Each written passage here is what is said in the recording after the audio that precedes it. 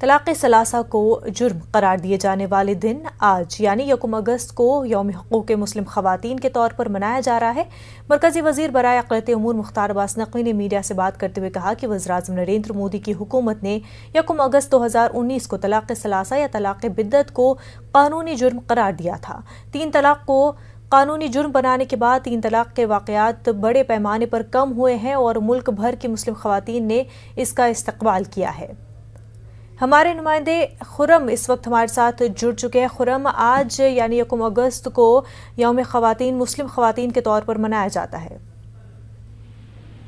بالکل، دیکھیں، منزہ مودی سرکار کی یہ حکمت عملی رہی ہے اور اس کو کافی کامیاب بھی مانا گیا، کیونکہ جب سے یہ قانون آیا ہے اس وقت کے بعد سے مودی حکومت اور RSS کا یہ ماننا رہا ہے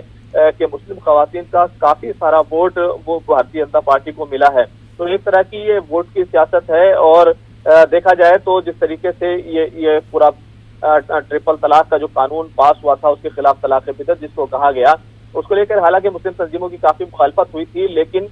دیکھا جائے تو کافی کم معاملات، پہلے بھی 3 طلاق کے بہت کم معاملات سامنے آتے تھے، اور جب سے یہ قانون بنا ہے اس کے بعد سے کافی زیادہ کمی دیکھنے میں آئی ہے۔ آج وزارت برائے اقلیتی امور کی جانب سے جو پروگرام کیا جا رہا ہے اس میں کافی ساری خواتین شامل ہونے والی ہیں، اور ساتھ ہی ساتھ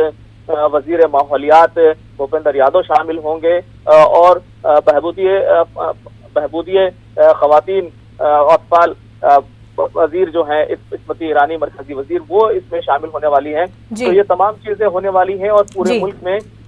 وزارت کی طرف سے یہ پورا جشن کے طور پر اس کو سیلیبریٹ کے طور پر منایا جا رہا ہے۔